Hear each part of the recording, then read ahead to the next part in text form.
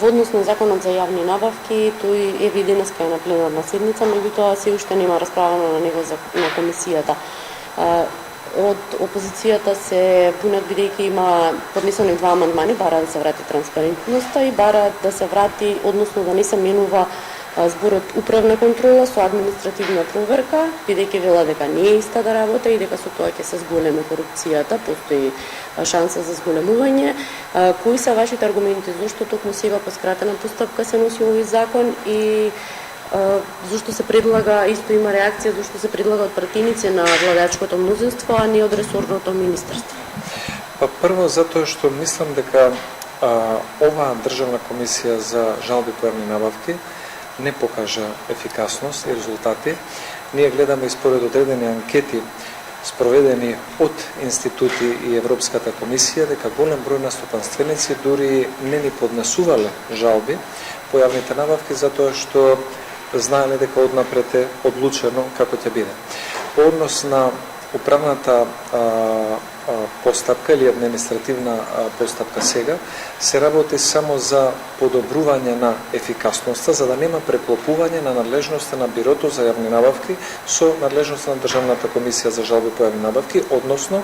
да се зголеми ефикасноста на Бирото за јавни набавки во почетокот на самата постапка, кога има одредени поголеми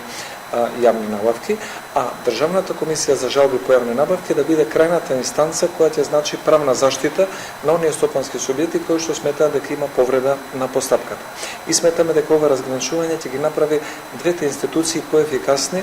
во управувањето со финансиите при големи јавни набавки. И третата работа зошто го правиме по скратена постапка, затоа што овие измени се поврзани и со реформската агенда на владата, и со планот за раст на Европската комисија, каде што како држава сме превзеле одредени обврски, но претходната влада не ги реализирала навремено, односно ние треба во 2025 година да ги намалиме електронските набавки под 40%. До сега биле навистина преголеми, што создавало сомнеш дали истите се правилни или во голем дел се злоупотребуваат, и токму имаме и таква интервенција да се ограничи оваа можност за електронски јавни набавки. И на крајот, тоа што сакам да го потенцирам е дека самите случувања во актуелен е тој предмет со РЕК Битола, со големи јавни набавки, со преголем сомнеш за можен организиран криминал или корупција, покажуваат дека досегашното дејствување според овој закон на Државната комисија за жалби по јавни набавки не било на задоволително ниво. И мислам дека ќе треба во иднина да има многу посилен ангажман на овие две институции за да имаме поголема контрола во јавните набавки. Бараат јавна дискусија, дали како мнозинство сте подготвени да го повлечете овој закон кој што е предложен и може би има јавна дебата по односно измените? Од наша страна ние немаме никаков проблем да имаме, според мене, може би не јавна расправа, но надзорна расправа, што сметаме дека би била поефикасна,